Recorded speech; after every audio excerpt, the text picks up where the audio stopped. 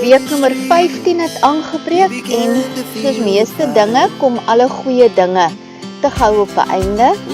So ons moes toe nou maar aanskei weg van die see af. Ek was baie teesinnig. Arno het maar moeite gehad om my in daai kar te kry weg van die mooi see van Kotor, maar ons het geweet ons moet begin noord beweeg. So ons het Kobai gesê, die pragtige roetetjie opgery, waar jy van bo af die hele baai van Kotor kon sien. Paar keer daar gestop, my oulaas die mooi ingeneem en toe is ons voort na die berge se kant toe. Ons roete uit Kotor was reg noord, tussen die berge in. Dis 'n nuwe pad.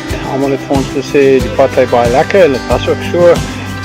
Die pad is diep geteer, hy's 'n bietjie besig, maar plek is daar maar baie, soos Amanda sê, toelies, sulke e-draaie waar jy teen die berg opgaan. Ons het echt heel goed gery en dit is pragtig geweest om die berge te sien. Het is plek baie aan die Cederberge laat dink. Dit was natuurlijk nog steeds baie warm, maar in Rolbos was het eigenlijk heerlijk geweest en ons het die route geniet tussen die berge. Ons is eers na die ooste kant van die Durmitor bergreeks, baie bekende bergreeks in Montenegro. En natuurlijk daar afgeskop met 'n lekker koffietjie voor ons by ons kampeerterreintjie gekom het, kampie opgeslaan het. En julle het gesien op die reel van Instagram, ons was toe nou die enigste lang motorround daar tussen al die pop-up vol en die rooftop tente, maar ons het heerlik gekamp. Ja, ons het sommer die eerste middag toe ons daar gekom het ons afgestap deur die woud, die Dengewoud, waar ons 'n bietjie gedwaal het, Amanda het reeds goed gerapporteer af na die swart, die Black Lake toe, en so 'n paar ure daar spandeer, net rondgeloop, ons self georiënteer, voordat ons weer terug is na ons route by kamp. Ja, die paar ure spandeer was om 'n route terug te kry kamp toe, nie eintlik by die lake nie, want die volgende oggend het ons besluit, nou gaan ons op die route bly, en hierdie Black Lake behoorlik vroegoggendtyd, en dit was 'n fantastiese gesig. Dit is woude reg rondom, water wat pragtig is, en was 'n betowerende ervaring geweest, heerlike stap op berg. Hierdie keer was ons goed voorberei, ons het waterval gevaar, voorgaan van voetbroodjies ingepak, en het was lekker geweest om langs die pad, langs die meer net te sit en op 'n bankie en oor die weer uit te stap.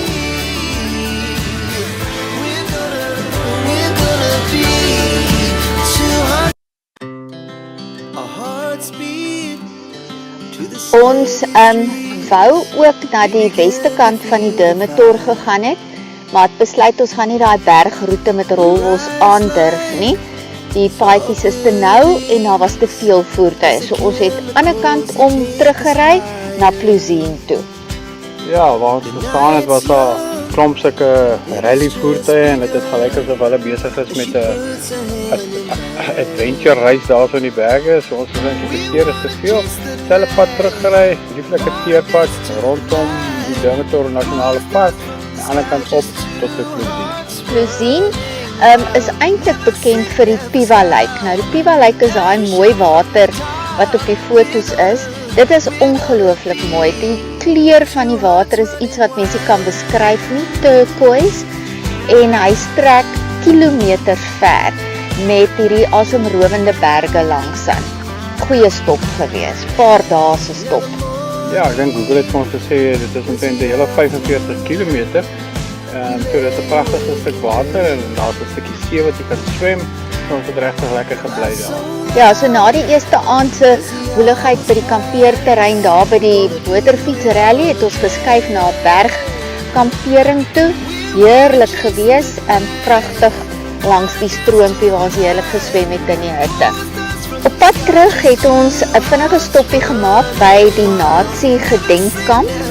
Baie mooi beeldhouwerk en 'n pragtige kerkie daar rondgeloop en mens word net weer bewus van die ongelooflike slagting wat plaasgevind het, ook hier in Montenegro, waar honderde mense op 'n slag net deur die Nazis afgemaai is. Ja, dis dan die einde van Montenegro. Volgende keer groet ons julle van Bosnië.